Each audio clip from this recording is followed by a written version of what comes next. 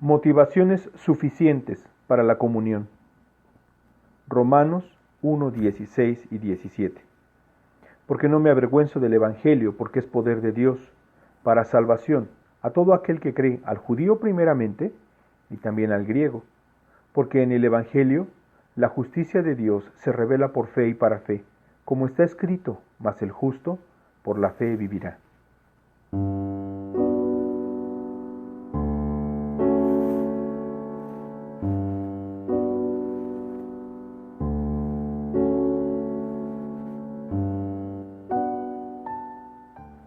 Muy buenos días, queridos hermanos y amigos. Hoy es viernes 23 de octubre del 2020 y nuestro tema necesariamente, nos invita a buscar en oración a nuestro Dios para tener de Él sabiduría y su ayuda, por supuesto, solo como Dios puede hacerlo. Oramos, por favor. Te damos muchas gracias, buen Dios. Te damos muchas gracias porque nos permites esta mañana tener la bendición que tú nos das de la vida y también la oportunidad de meditar tu palabra. Bendice tu palabra en nuestros corazones, te lo suplicamos y también te rogamos que nos ayudes en el entendimiento de la misma. Señor, que tu palabra alumbre nuestra mente y nuestros corazones y nos dé dirección, nos guíe hacia ti. Y también, Señor, que te rogamos, nos ayude a ser entendidos con respecto a la comunión. Gracias te damos nuevamente. Bendice tu palabra en nuestros corazones. En el nombre de Jesús. Amén. Pues bien, nuestro tema, las motivaciones suficientes para la comunión, provienen de esta carta y de este inicio, de esta introducción de la carta a los romanos. En la introducción en esta carta, el apóstol Pablo se presenta en los primeros versículos, después de presentarse y de dar salutaciones a quienes iba dirigida esta carta o este escrito. El apóstol Pablo comienza o irrumpe su tiempo de comunión y de relación a través de esta carta con una oración de gratitud, la cual, en consecuencia, va a revelar por qué causa Pablo anhelaba tener comunión con creyentes que personalmente él no había visto, no había conocido.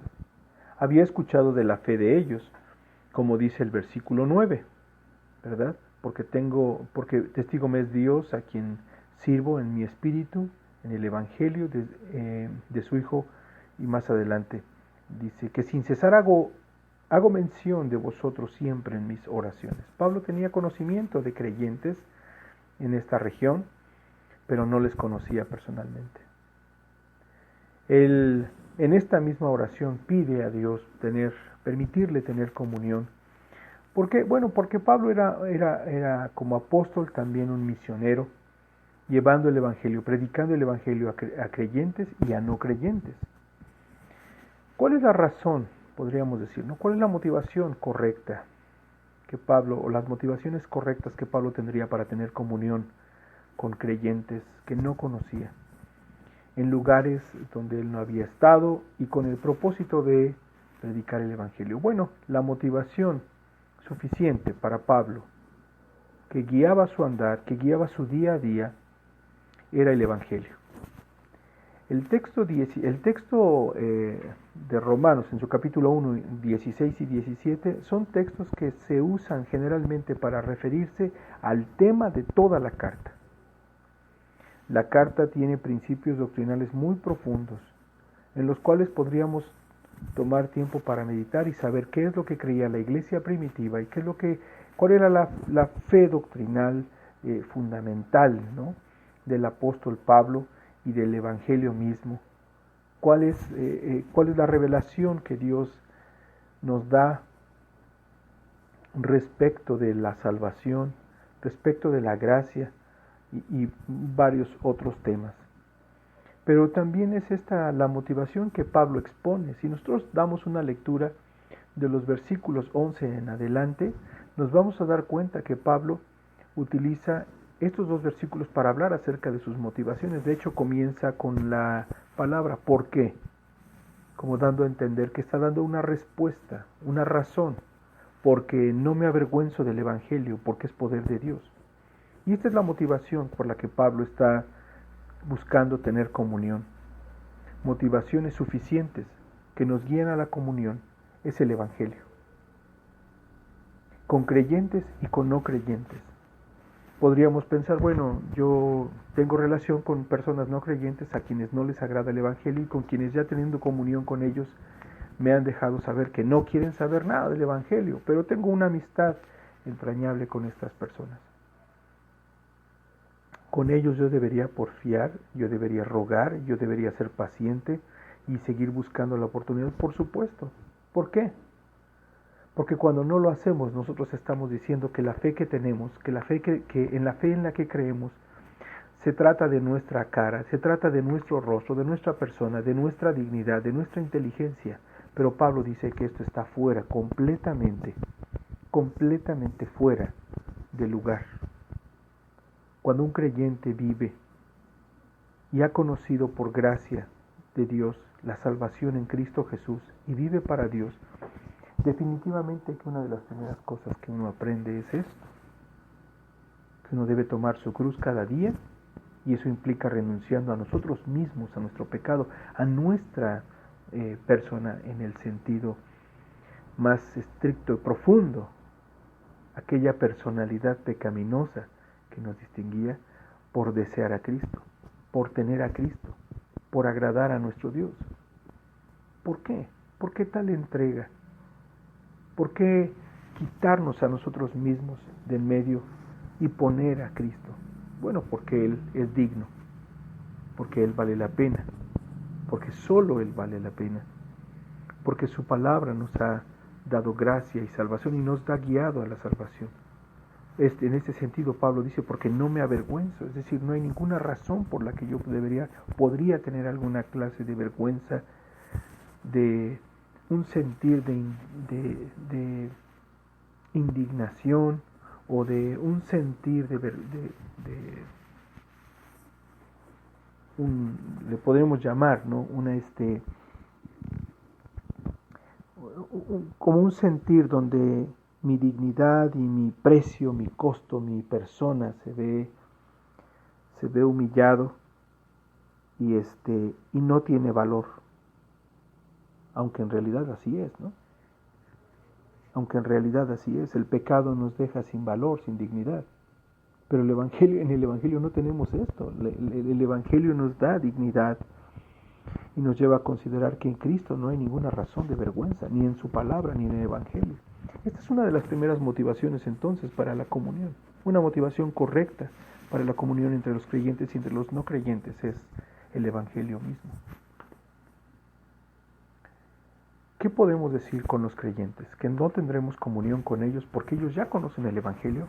No, de forma contraria. Porque conocen el Evangelio, porque conocemos el Evangelio es que debemos ser motivados a tener comunión. El Evangelio no solamente es las buenas nuevas que conducen a los creyentes y a los no creyentes a la salvación en Cristo, pero en el caso de los creyentes es el medio suficiente y necesario para la comunión unos con otros. Dice el apóstol Pablo que no se avergüenza del Evangelio porque es poder de Dios para salvación. Pablo no tiene ninguna acusación, no ve ningún defecto, porque es el poder de Dios. El Evangelio es el poder de Dios obrando salvación. No solamente insistimos para quienes no le conocen, sino aún para quienes lo conocen. Lo dice de esta manera, ¿no?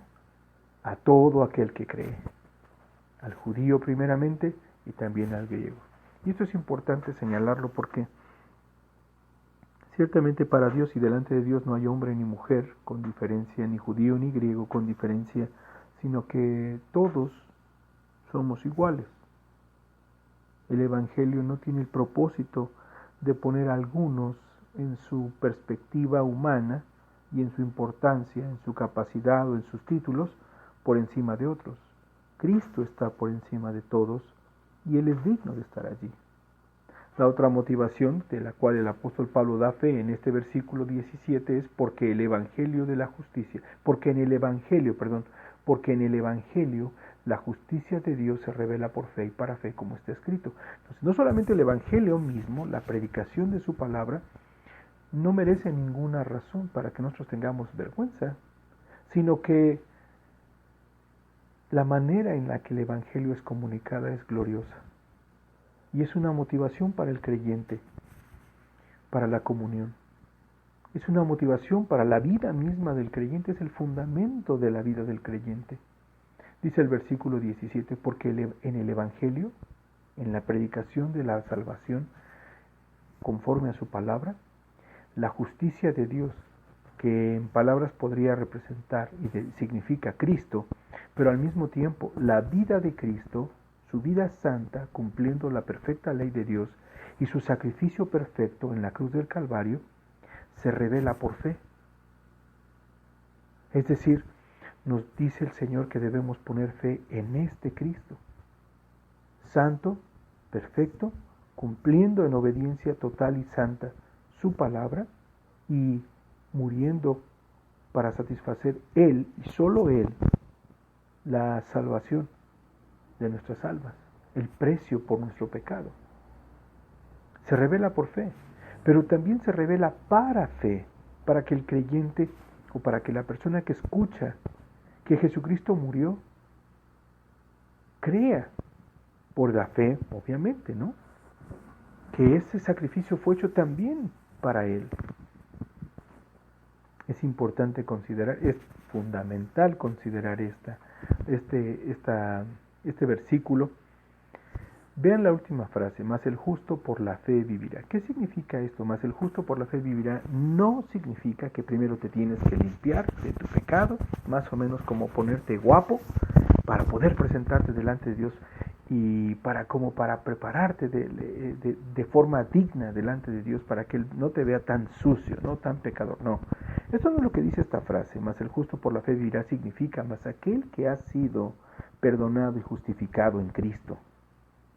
Porque la justicia se revela en el Evangelio, es decir, la manera en la que podemos ser hechos justos, perdonados de nuestros pecados y hechos justos por medio de la fe, un acto judicial de Dios en el que Él pone la vida santa y el perfecto sacrificio de Jesucristo y santo a favor nuestro para perdón de nuestros pecados. Así que esta frase, más el justo por la fe vivirá, significa más aquella persona que ha sido justificada por un acto soberano de Dios y un acto milagroso de Dios, porque no puede nadie presentarse justo en sí mismo o por sí mismo, mas ese justo que ha sido justificado será justificado solo por la fe. No hay precio que yo pueda pagar para mi propia salvación, solamente es Cristo. Estas son las motivaciones principales que deben motivarnos a tener comunión unos con otros. Estas son las motivaciones esenciales en nuestra vida para predicar a Cristo, para vivir a Cristo, no solamente con los creyentes, sino con los creyentes, con los no creyentes. Podríamos deleitarnos, gozarnos entre los creyentes solo por medio de Jesucristo. Y deberíamos, sin detenernos, ¿verdad?, predicar el Evangelio a creyentes y a no creyentes. Esta es la motivación de Pablo para querer viajar a Roma y conocer a los hermanos, predicar el Evangelio. Esa es la motivación de la misma carta. ¿Cuál es la motivación, hermano? ¿Cuál es la motivación, amigo, que te guía?